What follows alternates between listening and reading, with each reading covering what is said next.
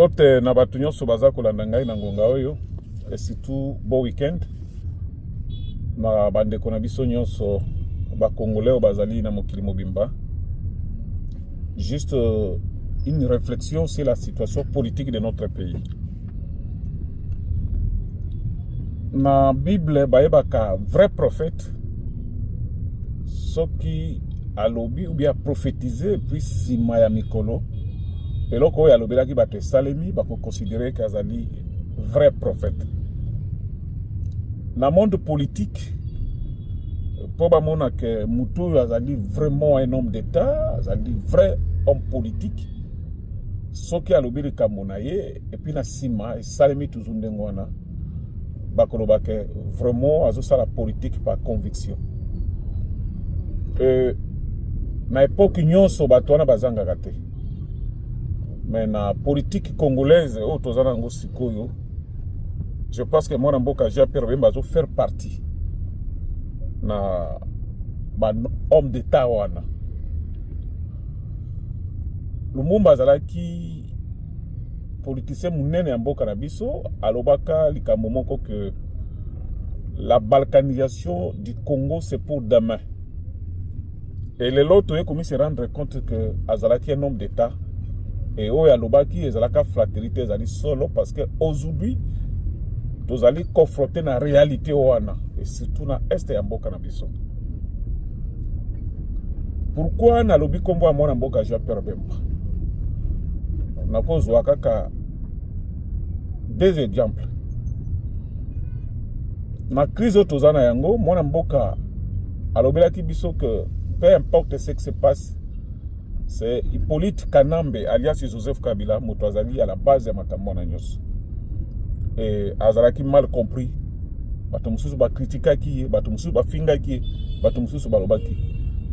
Mais à la fin du compte, to moni biso nyonso Kabila aux côtés des rebelles. Ezala na Goma, ezala aussi na Bukavu. Donc ba wana nyonso ba kritikaki bayebi que mwana mboka Jean-Pierre Bemba soka lobili kambalo bango pamba te. Mwana mboka Jean-Pierre Bemba na émission ya Top Congo et pas ya journaliste Christian Lusakweno alobai que tozana chance lelo ya kozana président comme Félix Tshisekedi parce que ezali na mandat na ye oyo tomoni que Paul Kagame azali bousculé la règne ya bato yo ba zalaki liboso condamnation contre Rwanda ou contre Paul Kagame et Salema Kite. Mais na règne ya Félix tomoni yango. Lelo accord euti kozala signé na États-Unis d'Amérique pour revenir peine na mboka na biso. Et c'est là ezali Congo est signé na Rwanda. C'est ce qui prouve réellement que c'était le Rwanda, l'agresseur ya mboka na biso. Mon mboka Jean-Pierre Bemba lobaki que après ce même exemple que Félix aza comparable na Moïse oyo aka kobimisa bana ya Israël na Égypte papa akende na terre promise. Aujourd'hui na korona tozobima na colonisation ya Rwanda oyo a colonisé biso depuis entrée à Fidel jusqu'à présent. Et là esalemi grâce na mwana mboka Félix Tshisekedi. Et makambo wana nyonso ava esalema mwana mboka Jean-Pierre Bemba alobaki yango. Donc il est temps pour na biso toyeba ke Bemba ce n'est pas n'importe qui. Soki alobi likambo ayebi likambo azoloba et topesaka attention na makambo azali koloba. To sala ba réaction par émotion te mais to analyser un par un ba propos na ye o union so alobaka ezali ko salema. Voilà na ngaki na attirer attention ya bandeko et je sais que na mokuse bayebi na moment venu to banda ko rappeler bango na vidéo na ye moko. Merci beaucoup. Prévu où ils ont boutiqué dans l'horizon, que ça les la toute dernière fois où tu as un dialogue, ça sera le bienvenu. Pourquoi? Pour mettre fin à ma camouane. Mais je sais que par rapport à la volonté des Congolais, vous avez besoin de sur la carte mboka na biso te. Alors maintenant les Congolais entre nous tous dialoguer, total banani bako dialoguer. Banani bako dialoguer. Oui. Mais les Congolais nyonso oyo baza peut-être mécontent na oyo bandeko basali kuna na ba oyo kuna baza mécontent na biso bato toza côté. Je crois bien on met ensemble les fils et filles ya Congo pour que tout soit bon juste c'est quoi mais impunité kozala te. Dialogue ça ne veut pas dire que non impunité kozala te. Ya nete mutu osali masumu to ke pa pasteur obi bon to senga bolimisi na bite soki nzambe a autorisé que sala na masumu aproye pa na senga bolimisi pourtant que bible c'est lobi que non oyo ko sala te tango to sala ngo consciemment que après na ko senga bolimisi je ne sais pas si on va te pardonner ça veut dire que ba oyo surtout ba buka mibeko ya mboka na biso rigueur ya loifo ezala derrière ba donc yoza pour dialogue. Je suis pour dialogue mais les faits pénaux ne resteront pas impunis. Comment ça? Donc, comment ça? Ozo pour dialogue, mais ozo tchakle. Naza pour dialogue, nazo tchakle te. Nabi po ezala leçon te, ezala jurisprudence te, que bango pe basalaka, bakena na dialogue, basala bango nini, non. On va parler, on va dialoguer, mais les faits infractionnels, vous allez impunité. To bandango pe le loté depuis 1960, je pense. Mais je pense toute chose. En tant que président de l'Union de médecins du Congo et citoyen congolais, je commence d'abord par applaudir pour le président de la République. Bravo, Excellence Félix Antoine Tshisekedi pour cette diplomatie ici. Aussi demander par cette occasion de vous impliquer pour l'amélioration des conditions socio-professionnelles des médecins, mais aussi demander à ce que toute la population congolaise puisse accorder, ça c'est une demande.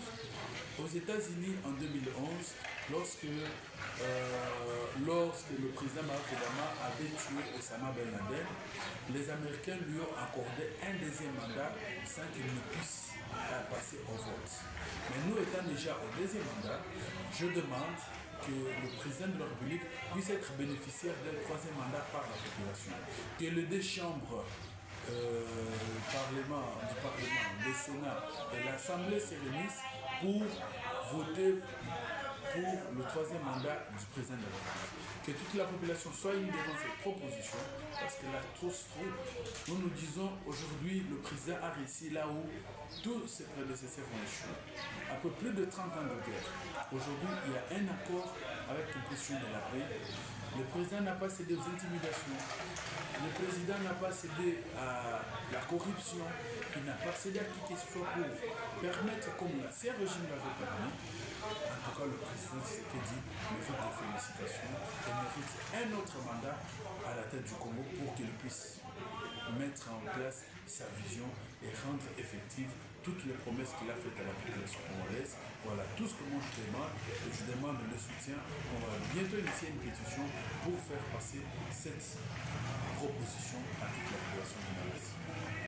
En fait, ce n'était pas une communication, mais plutôt un moment d'échange entre la partie gouvernementale et le banc syndical. Et si nous sommes ici, c'est pour passer en revue avec nos partenaires syndicalistes sur la situation qui prévaut dans la partie sous occupation de l'AFC M23 et plus précisément dans le cadre de notre sous-secteur de l'éducation nationale en ce qui est des épreuves certificatives. Il n'est un secret pour personne que le gouvernement congolais avait décidé de prendre en charge les frais de participation de tous les candidats qui se retrouvent dans les deux provinces administratives du Nord et du Sud Kivu. Et un peu plus tard, le même gouvernement avait décidé de prendre en charge les frais de participation des candidats de l'Ituri. Et pour le moment, c'est tout ce qui concerne le Nord et le Sud Kivu, parce qu'il fallait déjà que les intervenants soient en possession de leur dû, c'est-à-dire après avoir presté, il fallait que le gouvernement congolais puisse leur payer leur argent. Et ça a un peu traîné, non pas parce qu'on ne voulait pas, mais c'était toute une procédure, tout un processus. Notre ministre avait écrit au ministre de budget et à son collègue aussi de finances. Et au moment où nous vous parlons, nous venons de recevoir le premier feedback. Le premier feedback, et c'est la raison pour laquelle nous avons échangé avec le partenaire syndicaliste. Maintenant que nous devons passer à l'étape de servir les prestataires, comment cela va pouvoir être fait concrètement? Vous avez suivi sur la toile, il y a eu des interventions d'un peu partout. Ceux qui ne voulaient pas que nous puissions nous exécuter selon la lettre que nous avions écrite. Et comme son Excellence aime toujours le dialogue permanent, il fallait que nous puissions lui proposer une autre alternative. Et nous avions voulu que cette alternative soit consensuelle. C'est comme ça que vous retrouvez autour de moi, d'une part, les IGA qui représentent entre guillemets son Excellence Madame le Ministre d'État. Il y a les IPP, toujours à ma droite et à ma gauche plutôt, qui ont les informations directes de terrain pour dire ce qui peut être possible. Et nous avons aussi à ma droite le représentant des syndicalistes. Il y a le président de l'intersyndicale avec son équipe. Et ensemble, nous nous sommes donné des idées pour que nous puissions en toute transparence faire en sorte que les bénéficiaires soient en possession de leur argent. Et je ne vous dirai pas quand, mais c'est incessamment. Et incessamment, ce n'est pas un langage politique. Nous sommes des administratifs, c'est un langage administratif pour dire que nous allons nous exécuter selon ce que nous sommes dit ici et entendu. Voilà, c'est le mot qui est le plus important pour dire à son Excellence, directement, tout le monde peut être assuré et rassuré qu'il touchera son argent.